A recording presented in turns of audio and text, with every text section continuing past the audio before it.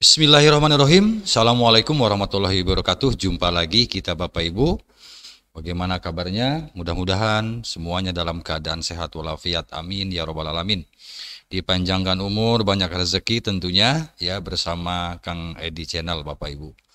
Baik Bapak Ibu, izin kali ini ya saatnya saya akan coba untuk memberikan informasi kembali terkait ijazah Bapak Ibu. Jadi dengan keluarnya peraturan Kepala Badan Standar Kurikulum dan Asesmen Pendidikan nomor 004 ya /H/EF/2023 tanggal 25 Januari 2023, maka di regulasi itu diatur bagaimana cara penulisan ijazah tahun ajaran 2022-2023 ya tahun ini Bapak Ibu. Nah, untuk kali ini saya coba untuk memberikan informasi bagaimana cara penulisan ijazah SD ya, tingkat jenjang sekolah dasar tahun 2023 ini, tahun ini. Kalaupun memang kita belum ujian ya, masih lama. Tetapi regulasinya sudah keluar dan sekedar untuk informasi awal saja Bapak Ibu bahwa saya coba ya untuk menjelaskan terkait dengan bagaimana cara penulisan ijazah SD di tahun 2023 ini, begitu Bapak Ibu. Baik Bapak Ibu, ini saya tampilkan ada beberapa belangko ijazah ya Bapak Ibu untuk di tingkat sekolah dasar Bapak Ibu. Di regulasi ini di PRK ya, Peraturan Kepala Badan Standar Kurikulum ini sudah ada form, sudah ada format di mana format ini isinya ada beberapa kode-kode ijazah. Di apa namanya ya untuk jenjang SD di sini ada kurikulum 2013, kemudian ada kurikulum Merdeka SD, ada kurikulum 2013 pada sekolah Indonesia luar negeri, kemudian ada SDLB, ada SPK SD, program paket A dan program paket A luar negeri. Nah, hampir sama ya sebenarnya untuk belangko ijazahnya. Kemudian hanya mungkin ada beberapa, hanya satu ya untuk di SPK itu yang berbeda dari bagian belakang ya dinilai kalau tidak salah. Tetapi yang lain-lainnya di halaman muka ini sama ya, artinya kalimatnya kemudian redaksinya juga hampir-hampir sama, mirip-mirip begitu. Hanya bedanya mungkin di kode. Kalau yang di kode yang ada di bawah di sini Bapak Ibu, ini adalah kode ijazah di mana di dalamnya di sini ada misalnya di sini untuk yang kurikulum 2013 di sini ada DN 01 D strip SD K13. Kemudian 23 ini adalah tahun terbit ijazah ya, tahun 2023. Kemudian kalau untuk kurikulum Merdeka ya, kurikulum Merdeka barangkali ada yang sudah meluluskan siswa-siswanya yang menggunakan kurikulum Merdeka, barangkali ada itu ijazahnya tersendiri ya, ada kode tersendiri di bawahnya, jangan sampai salah untuk memberikan dan jangan sampai salah untuk memberikan kode tentunya. Sini ada tulisan KM-nya, kurikulum Merdeka ya. Nah, yang lain-lainnya saya pikir tidak ada perbedaan dengan tahun-tahun sebelumnya. Baik. Nah, ini Bapak Ibu untuk yang kurikulum 2013. Kemudian di sini yang ini adalah untuk kurikulum Merdeka, ini tidak ada perbedaan sebenarnya untuk halaman mukanya. Kemudian juga ada di sini untuk yang sekolah luar negeri ada yang SPK, kemudian ada juga paket A dan paket A luar negeri ya, ini sama-sama mirip-mirip ya. Artinya tidak ada perbedaan untuk belangko ijazah yang di bagian depan ya, barangkali begitu Bapak Ibu. Nah, di PRK ini Bapak Ibu, sebelum kita bagaimana cara mengisinya ya, di PRK Badan Standar Kurikulum dan Asesmen Pendidikan ini memuat dua lampiran. Yang pertama adalah lampiran 1, yaitu yang mengupas tentang spesifikasi teknis ya dan bentuk belangko ijazah. Jadi nanti di lampiran 1 ini nanti akan dikupas bentuknya, kertasnya, kemudian berapa gram berat kertasnya, kemudian ada hologramnya dan lain-lain, dikupas di sini di spesifikasi teknis ya di lampiran 1. Kemudian untuk lampiran 2 inilah nanti yang akan kita coba ya untuk sama-sama bagaimana cara mengisi ijazah ini di lampiran 2 ya. Jadi untuk lampiran 2 ini adalah tata cara pengisian, penggantian, pengembalian, pemusnahan belangko ijazah, serta penatausahaan ijazah. Nah, inilah nanti di lampiran 2 kita akan coba untuk bersama-sama ya bagaimana cara mengisi belangko ijazah. Baik, tata cara ya, oke, tata cara pengisian. Kemudian, nah ini Bapak Ibu, untuk tata cara pengisian belangko ijazah di regulasi ini, yang pertama bahwa ijazah diterbitkan oleh satuan pendidikan yang bersangkutan. Kemudian ijazah terdiri dari 2 muka, ya, dicetak bolak-balik, ada halaman depan dan halaman belakang. Kemudian ada identitasnya juga, ada redaksi, sedangkan pada halaman belakang berisi nama mata pelajaran dan daftar nilai. Kemudian di halaman mana lagi nih? Pencetakan lambang oke. Dalam hal untuk SMK tidak dapat melakukan pencetakan halaman belakang belangko ijazah, maka SMK dapat bekerja sama dengan pihak lain, oke. Kemudian pengisian ijazah yang menggunakan tulis tangan dengan tulisan huruf yang benar, jelas, rapih ya. Sekali lagi, pengisian ijazah menggunakan tulisan tangan ya, dengan tulisan huruf yang benar, jelas, rapih, bersih, dan mudah dibaca. Menggunakan tinta warna hitam yang tidak mudah luntur dan tidak mudah dihapus. Oke, jelas Bapak Ibu ya, bahwa ijazah tidak menggunakan sistem computerized, tidak menggunakan sistem komputer, tetapi ditulis tangan. Ya, begitu. Jika terjadi kesalahan dalam pengisian ijazah tidak boleh dicoret, atau ditimpa, atau dihapus, melainkan harus diganti dengan belangko ijazah yang baru. Untuk itu perlu kehati-hatian dalam pengisian. Kemudian ijazah yang mengalami kesalahan pengisian disilang dengan tinta warna hitam pada kedua sudut yang berlawanan pada halaman depan dan belakang jika ada yang kesalahan pengisian, begitu Bapak Ibu. Oke. Baik, kita masuk ke apa ya namanya ya, ke penulisan Bapak Ibu ya. Ini halaman depan dan saya contohkan ini adalah untuk jenjang sekolah dasar. Bapak Ibu, di sini ada beberapa angka, ini mencapai ada yang sampai 15 angka. Ini Bapak Ibu di halaman depan. Kemudian saya coba nanti kita jelaskan ya satu persatu bagaimana cara pengisian belangko ijazah ini. Yang nomor 1 ini Bapak Ibu, di sini adalah diisi nama satuan pendidikan sesuai nomenklatur.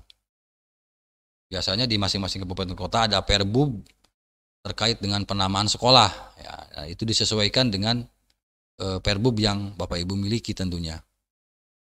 Itu di dinas sudah tersedia biasanya Bapak Ibu, dan itulah yang disebut dengan sesuai dengan nomenklatur ya di kabupaten kota masing-masing. Biasanya ada nama sekolah yang negerinya tidak disingkat, misalnya Sekolah Dasar Negeri atau SDN Negeri. Nah, itu kan tergantung nomenklaturnya bagaimana nanti redaksi kalimatnya. Kemudian untuk nomor 2 Bapak Ibu, nomor 2 ini diisi dengan nomor pokok ya, Sekolah Nasional NPSN yang menerbitkan ijazah. Jadi nanti ditulis dengan NPSN-nya. Kemudian untuk nomor 3 diisi dengan nama nomenklatur kabupaten kota tanpa mencoret. Ini mencoret maksudnya ya, tanpa mencoret. Memang di sini ada kabupaten garis miring kota, jadi tidak dicoret, biarkan saja. Ya, misalnya di sini Kabupaten Serang, ya, misalnya, atau Kabupaten Lebak, Kota Serang. Tetapi di sini kabupaten kotanya tidak dicoret, ya, dibiarkan saja. Kemudian yang nomor 4 diisi dengan nama provinsi, oke, jelas ya. Kemudian yang nomor 5 di sini adalah diisi dengan nama peserta didik pemilik ijazah menggunakan huruf kapital seluruhnya. Jadi menggunakan huruf besar seluruhnya untuk nama peserta didik ya, pemilik ijazah ini. Kemudian yang nomor 6 Bapak Ibu, diisi dengan tempat dan tanggal lahir peserta didik pemilik ijazah. Diisi dengan tempat dan tanggal lahir peserta didik. Nah, ini tolong Bapak Ibu nanti disiapkan dokumen pendukungnya, dokumen resmi ya. Dokumen yang dikeluarkan oleh negara seperti akte kelahiran misalnya. Nah, itu disesuaikan dengan akte kelahiran yang dimiliki anak. diisi dengan tempat dan tanggal lahir. Contohnya misalnya kota Cilegon 15 Mei 2005. Ini Bapak Ibu. Jadi ini pokoknya apa ya, dokumen resminya disiapkan saja ya. Seperti akte kelahiran itu adalah salah satu dokumen negara yang resmi, kemudian sesuaikan dengan itu. Kemudian yang nomor 7 diisi dengan nama ayah, ibu atau wali pemilik ijazah. Ini juga sama Bapak Ibu. Jadi nanti untuk pengisian penulisan orang tua itu disesuaikan, dicocokkan dengan yang tercantum di akte kelahiran. Mungkin saja di akte kelahiran ada nama ibunya saja, tidak ada nama bapaknya, ya, atau mungkin walinya. Yang jelas Bapak Ibu tidak dipusingkan dengan itu, tetapi sebagai dasar kita untuk penulisan nama orang tua, sesuaikan dengan nama yang ada di akte kelahiran itu. Kemudian yang 8, ini diisi dengan nomor induk siswa pemilik ijazah. Nah, nomor induk siswa ini tentu harus sama dengan yang tercantum di buku induk sekolah yang ada di sekolah, gitu ya. Kemudian yang nomor 9 diisi dengan nomor induk siswa nasional. Jadi NISN, ya. Diisi dengan NISN pemilik ijazah. Mungkin itu tidak ada terlalu berbeda. Sampai di situ Bapak Ibu jelas ini, yang ini ya, sekali lagi yang ini dari nomor 1 sampai nomor 9. Saya pikir ini tidak terlalu menjelimet ya. Gampang sajalah, ini mungkin sama ya dengan tahun sebelumnya. Kita lari ke bagian bawah Bapak Ibu ya. Nah, yang bagian bawah ini. Yang nomor 11 ini diisi dengan nama kabupaten kota penerbitan ijazah. Jadi diisi dengan nama kabupaten kota. Kabupaten dapat disingkat KAB. Nama kota tidak disingkat kota. Ya di sini. Ya di nomor 11 ini misalnya kabupaten mana, Kabupaten Tangerang misalnya ya. Tapi kabupatennya dapat disingkat KAB Tangerang gitu ya. KAB Tangerang. Itu kota Tangerang. Di sini bisa ditulis di sini di nomor 11 ini. Kemudian yang nomor 12-nya diisi dengan tanggal penerbitan ijazah oleh satuan pendidikan. Jadi misalnya kota Tangerang tanggal 1 Juli 2023. Nah, maksudnya begini. Penulisan tanggal yang terdiri dari 1 digit ditulis tanpa angka 0 di depan. Misalnya angka 7, 6, 5, tidak boleh ada angka 0 di depannya. Ya. Tidak boleh ada angka 0 di depannya. Misalnya 05, 07. Tidak. Cukup misalnya 2, 3 gitu ya. Misalnya 2 Juli atau 3 Mei misalnya seperti itu. Jadi Bapak Ibu. Jadi tanpa angka 0 di depan ya. Kalau 1 digit, penulisan bulan ditulis lengkap dengan huruf awal ditulis kapital. Misalnya bulan Juli, J-nya yang pertama besar. Ya. Nah, ini tanggal penerbitan ijazah. Makanya tanggal penerbitan ijazah ini nanti disesuaikan dengan kebijakan kabupaten kota masing-masing supaya ada keseragaman. Biasanya begitu ya. Tanggal penerbitan ijazah di satu kabupaten kota begitu. Kemudian yang nomor 13-nya yang paling bawah diisi dengan nama kepala satuan pendidikan. Diisi dengan nama kepala sekolah. Lengkap dengan NIP jika PNS. Nah, kalau non PNS maka di strip saja, diberi tanda strip. Ya, kemudian bagi yang PLT istilahnya memegang 2 sekolah, yang satu sekolah induk, yang satu PLT. Nah, itu juga tidak perlu ditulis PLT-nya. Tidak perlu ditulis PLT-nya, cukup namanya saja Bapak Ibu. Nah, kaitannya dengan nama nama kepala sekolah, di sini memang tidak diatur apakah huruf kapital semua atau campur ya. Ada kapitalnya dan selanjutnya huruf kecil. Ini tidak diatur. Di PRK ini tidak diatur bagaimana penulisan nama kepala sekolah. Apakah huruf besar semua atau tidak. Ya, yang sudah biasanya ada yang menggunakan huruf kapital semua, boleh saja. Ada juga yang tidak. Nah, misalnya Ridwan, SPD, R-nya besar, biasa kemudian ke selanjutnya huruf kecil juga nggak masalah. Karena memang tidak diatur ya. Gitu. Oke. Yang 14 Bapak Ibu dibubuhkan stempel satuan pendidikan bersangkutan. Oke, jadi stempel sesuai dengan nomenklatur tentunya. Kemudian yang 15 ini Di sini ada gambar foto ya, ditempel pas foto ya, yang terbaru Bapak Ibu. Ukurannya berapa? 3 kali 4 ya. Boleh hitam putih, boleh berwarna.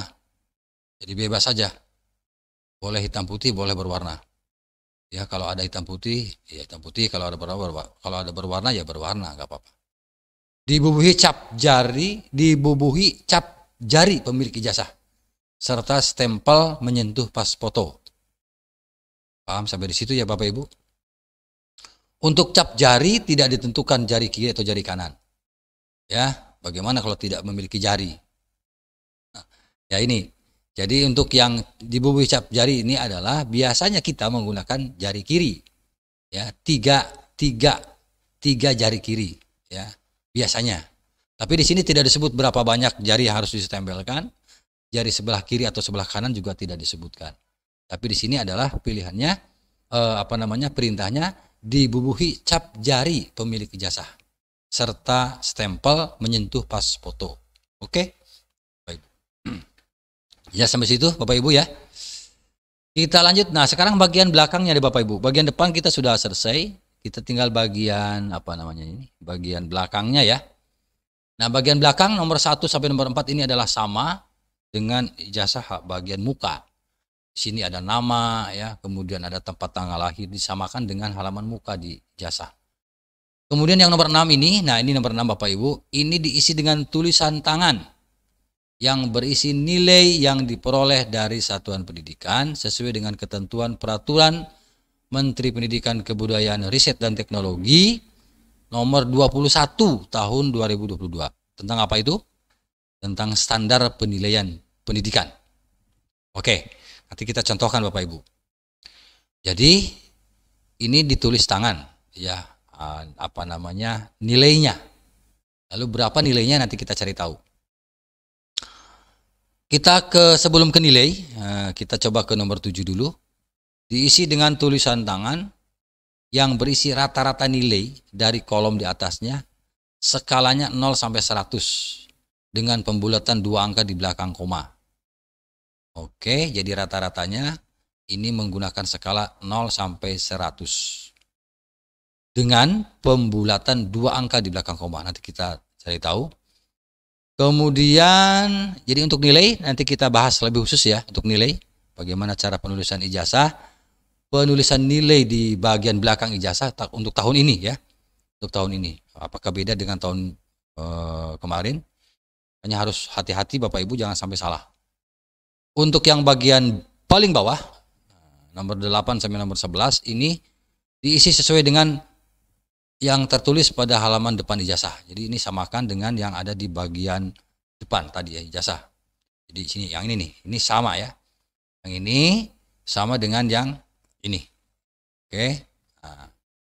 Oke, kita ke nilai sekarang Bapak Ibu. Tadi saya janjinya ke nilai ya. Yang nomor 6. Oke. Nilai untuk setiap mata pelajaran yang dimaksud pada angka 6 ditulis dengan skala 0 sampai 100 dengan pembulatan 2 angka di belakang koma. Jadi untuk yang ini, yang nomor 6 ini adalah 2 angka di belakang koma pembulatannya. Contoh, misalnya sebelum dibulatkan 72,495. 72,495 dibulatkan menjadi 72,50. Karena permintaannya di sini adalah 2 angka di belakang koma. Ya, kemudian contoh kedua misalnya 85,754. 85,754 dibulatkan menjadi 85,75. Kenapa tidak 60 ya? Pertanyaannya, kenapa tidak 60? Kita ambil 2 angka di belakang koma tadi, 2 digit 2 ke koma. Jadi ini patokannya. Pembulatnya adalah yang huruf yang ketiga ini yang pembulatnya. Jadi 85,75. Itu untuk nilai per mata pelajaran. Ya, yang ini. Yang nomor 6 ya, per mata pelajaran. Bagaimana dengan rata-rata? Nah, ini rata-ratanya. Jadi diisi dengan tulisan tangan yang berisi rata-rata. Dari kolom di atasnya tetap sama ya skalanya 0 sampai 100 dengan pembulatan 2 angka di belakang koma, sama. Ya, sama. Jadi untuk rata-ratanya nanti setelah dirata-ratakan, kemudian misalnya sebelum dibulatkan 72,495, maka dibulat menjadi 72,50. Gitu ya. Kemudian karena pembulatnya yang ini ya, yang ketiga. Nah, di sini kan ujungnya 4, jadi tetap 75 saja. Ya begini. Oke. Jadi 85,754 ya, dibulatkan menjadi 85,75. Nah, itu untuk penulisan angka ya di belakang di belakang halaman belakang dari ijazah ya, untuk nilai. Barangkali itu saja ya yang dapat saya sampaikan terkait bagaimana cara penulisan ijazah khusus untuk jenjang sekolah dasar yang tahun ini ya sudah mulai keluar dan sudah mulai rilis. Apakah terlalu kejauhan? Tidak juga ya, Bapak Ibu, karena sebentar lagi kita nanti akan menghadapi ujian anak-anak. Kemudian ijazah sudah mulai dipesan dan saya tampilkan bagaimana cara mengisinya dari belangko ijazah itu.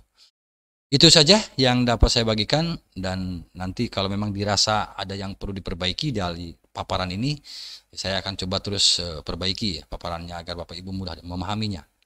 Oke, terima kasih. Mudah-mudahan bermanfaat. Assalamualaikum warahmatullahi wabarakatuh.